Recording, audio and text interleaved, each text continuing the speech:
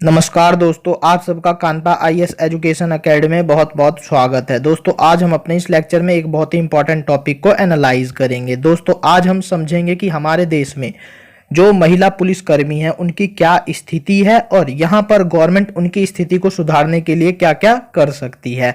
तो काफ़ी important topic है दोस्तों, और यहाँ पर ये टॉपिक जो है जनरल स्टडीज पेपर 1 का सोशल इशू के बेस पर क्वेश्चन बनकर आ सकता है इस टॉपिक पर, और साथ ही दोस्तों एसए में भी इस तरीके के टॉपिक्स पर आपसे लिखने को कह सकता है। तो आई होप आप इसको अच्छे से प्रिपेयर कर लेंगे इस लेक्चर को देखने के बाद।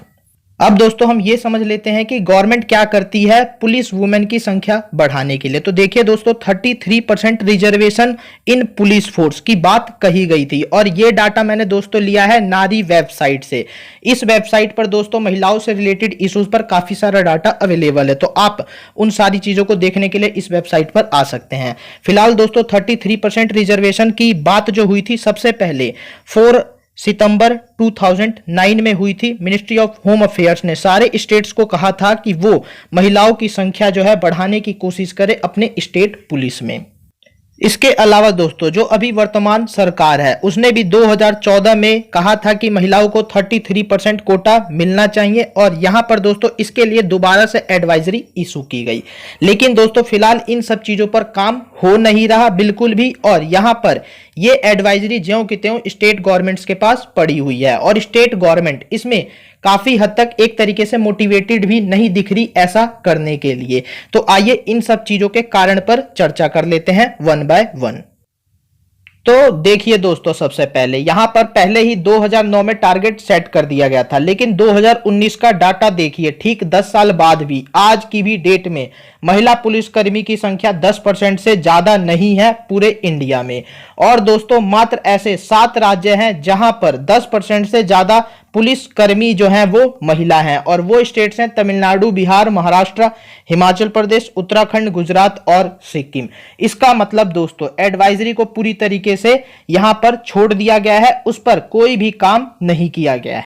और तो और दोस्तों स्टेट्स गवर्नमेंट्स जो हैं इसके लिए सीरियस भी नहीं दिखती। आप यहां पर क्लियरली देख सकते हैं 10 साल के एडवाइजरी इशू होने के बाद भी किसी भी स्टेट गवर्नमेंट ने यहां पर एक्चुअली कोई क्लियर टाइमलाइन नहीं बनाया जिसके थ्रू वो इस कोटा को अचीव करने की कोशिश करे। और आप यहां पर देख सकते हैं दोस्तों 2009 में मात्र 3.65% जो थी पुलिसकर्मी महिला थी, और 2019 तक ये बढ़कर 8.98% हुआ है। यानी दोस्तों काफी कम बढ़ोतरी हुई है, 10 साल में मात्र 5% की बढ़ोतरी हुई है। इस हिसाब से दोस्तों आप ये कह सकते हैं कि जो 33% का टारगेट है उसको अचीव करने में अभी तकरीबन 50 साल तक लग सकते हैं, इतनी स्लो हमारी स्पीड है। तो अब आप दोस्तों यहां पर देख सकते हैं कि किस तरीके का महिलाओं के साथ डिस्क्रिमिनेशन हो रहा है पुलिस वुमेन के तौर पर अपॉइंटमेंट होने में। इस डिस्क्रिमिनेशन को थोड़ा और अच्छे से समझने की कोशिश करते हैं। तो देखिए दोस्तों यहां पर सेलेक्टिव इंप्लीमेंटेशन होता है पुलिस फोर्स में वुमेन्स का। इसका क्या मतलब हुआ?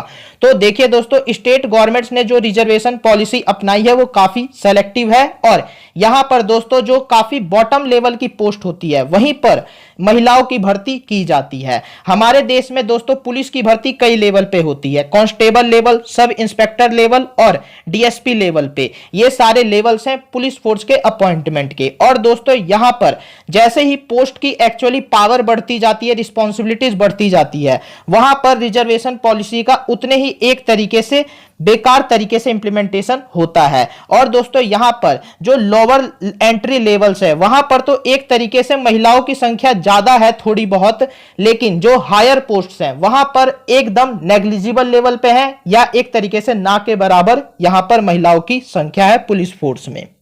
अब दोस्तों यहां पर जो एक्चुअली में सिचुएशन है वो ऐसी क्यों है? तो देखिए दोस्तों सबसे पहली प्रॉब्लम तो यह है कि स्टेट गवर्नमेंट ने रिजर्वेशन पॉलिसी के अलावा कुछ और यहां पर करने की कोशिश की नहीं है, ना ही स्टेट गवर्नमेंट्स ने और ना ही सेंट्रल गवर्नमेंट ने।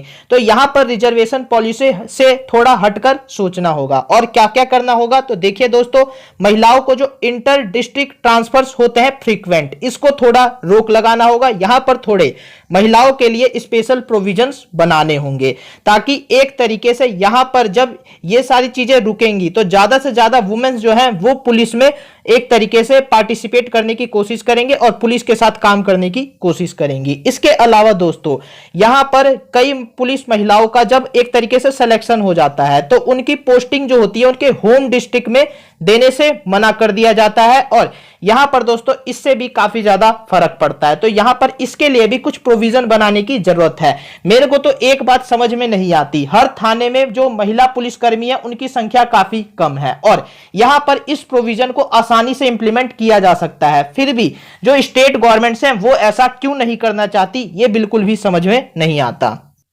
इसके अलावा दोस्तों एक बड़ा रीजन ये भी है कि जो पुलिस स्टेशन है वहां पर चाइल्ड केयर सपोर्ट सिस्टम जो है काफी पुअर क्वालिटी का है। एक तरीके से इसमें काफी ज्यादा सुधार करने की स्टेट गवर्नमेंट्स को जरूरत है, लेकिन स्टेट गवर्नमेंट्स यहां पर इस मामले में कहीं भी आगे नहीं दिखती, और ये एक बहुत बड़ा रीजन बन जाता है लड़कियों के लिए पुलिस फोर्स ज्वाइन करने का, क्योंकि वो फ्यूचर को सोचकर चलती हैं तो उनको लगता है कि पुलिस की जॉब जो है उनके लिए नहीं है। तो ये जो सारी प्रॉब्लम्स है इनको जब हम दूर करेंगे तो automatically number of girls in police force will increase. इसके अलावा दोस्तों जो दूसरी इंपॉर्टेंट फैसिलिटीज या इंफ्रास्ट्रक्चर चाहिए महिलाओं को वो भी दोस्तों नहीं है, और सेक्सुअल हरासमेंट जो है दोस्तों ये एक्चुअली होता है, और इसका मेन कारण दोस्तों ये है कि जो पुलिस में हाई पोस्ट होती हैं वहां पर महिलाएं ज्यादातर नहीं होती। तो यहां पर दोस्तों जो बॉटम लेवल पर एक्चुअली जॉब करने वाली पुलिस वुमेन्स होती हैं वो अपनी शिकायत कैसे करे, इसमें उनको काफी ज्यादा दिक्कत आती है। तो यहां पर दोस्तों ये ओवरऑल रीजंस हैं इसके, जिसके कारण आज हमारे देश में पुलिस वुमेन्स की ये स्थिति है। और यहां पर सिर्फ रिजर्वेशन पॉलिसी का दामन पकड़कर चलने से कुछ नहीं होने वाला, क्योंकि रिजर्वेशन से कभी भी प्रॉब्लम का पूरी तरीके से सॉल्यूशन नहीं निकलता। तो इन सारी चीजों को फटाफट गवर्नमेंट जो है करना शुरू करे, क्योंकि इसी से जो है फ्यूचर सिक्योर होगा। और जैसे ही दोस्तों यहां पर महिला पुलिस की संख्या बढ़ेगी स्टेट्स में या एक तरीके से देश में, तो इससे दोस्तों काफी हद तक क्राइम कंट्रोल करने में हेल्प मिलेगी, क्योंकि एक तरीके से जो जेंडर इश्यूज क्राइम है वो तो काफी आसानी से सॉल्व हो सकते हैं, क्योंकि इसमें ये जो पुलिस वुमेन है वो काफी अच्छे तरीके से काम कर सकती हैं, और जो विक्टिम्स महिलाएं होती हैं वो एक्चुअली अच्छे से अपनी कंप्लेंट यहां पर दर्ज करा पाएंगी।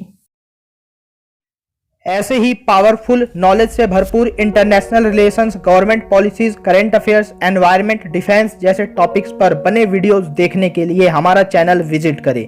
हमारे फर्दर वीडियोस के अपडेट के लिए चैनल को सब्सक्राइब कर बेल आइकन पर क्लिक कर दे।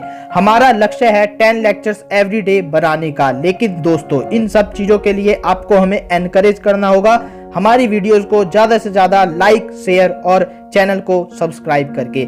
Thank you. जय हिंद।